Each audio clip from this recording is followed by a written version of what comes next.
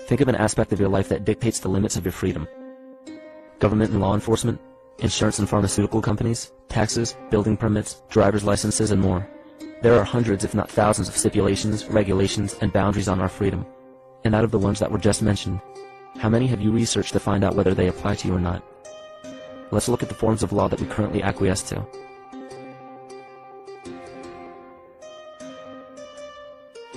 A common misconception among people is that any rule or regulation that governs them falls under one category, law.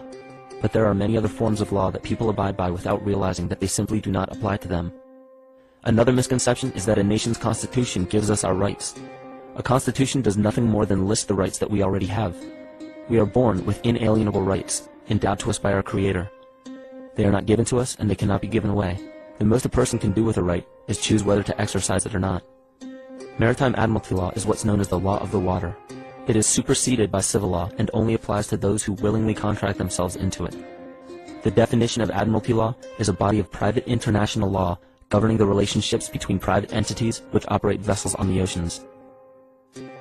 Let's look at how and why a form of law that is fashioned to govern corporations, businesses, and vessels has imposed its rule over natural human beings.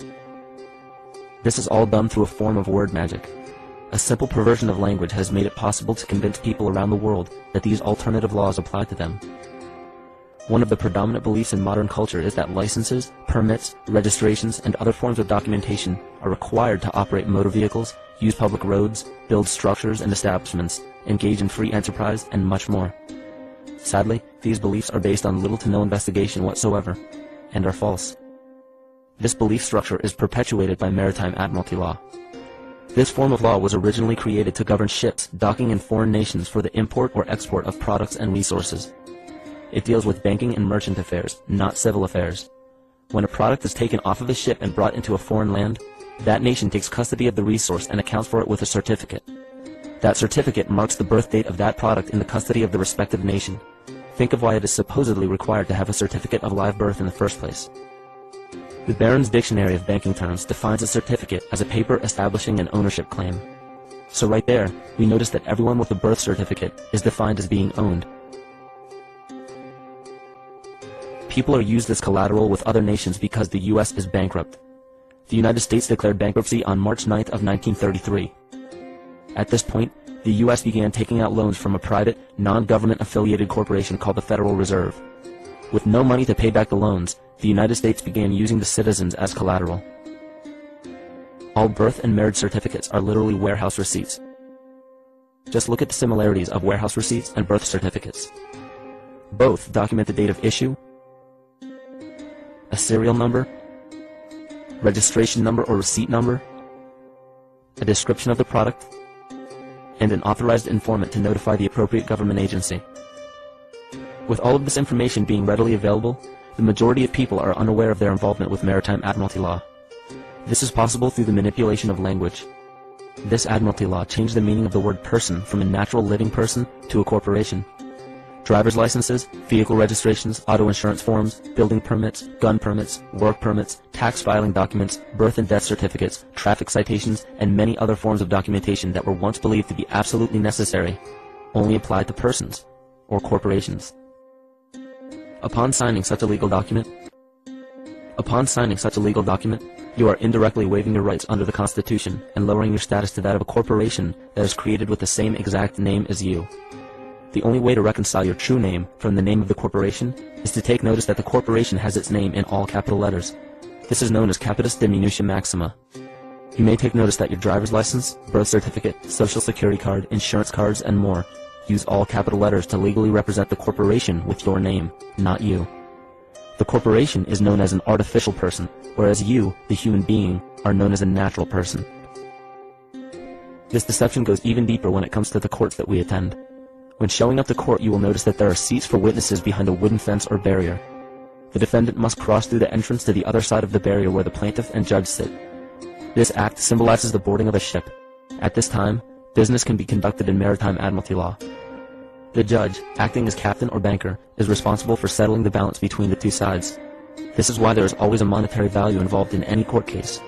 The captain is simply dealing with banking and merchant disputes. Once the balance is paid, the case is closed. To turn the court case away from admiralty law where your rights are not protected, you must avoid agreeing to represent the artificial person. This is done by stating that you are the natural person. You don't have a first or last name because those imply corporate title. In a court case, you may state that the court takes judicial notice of your Honor's oath of office. Every judge must take an oath of office to practice law, yet you must make it clear to the court and the jury that the judge is acting as judge and not banker. Remember that you are a natural human being of the earth. You are not governed by anything but your own consciousness. Laws are created within a society. The society that created the laws we see being enforced today is called the Law Society. Yet the most beautiful part of this entire deception is the fact that we are not part of the Law Society, so their laws do not apply to us. Judges, lawyers, and law enforcement officers, they're all part of a society. Within that society, they've created their own language that's deceptively similar to English.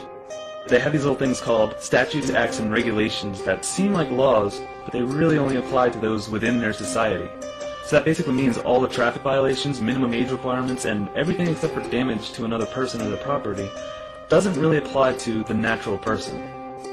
Laws only apply to those within the Law Society. The game being played is an illusion. You can simply choose to open your eyes and reclaim the freedom that you were born with, bound by nothing but the limits of your imagination. These are just a few examples of assuring that your rights are being protected. By far, the most important line of defense against this deception is to be aware of the perversion of language, and be absolutely aware of how you form your beliefs and concepts.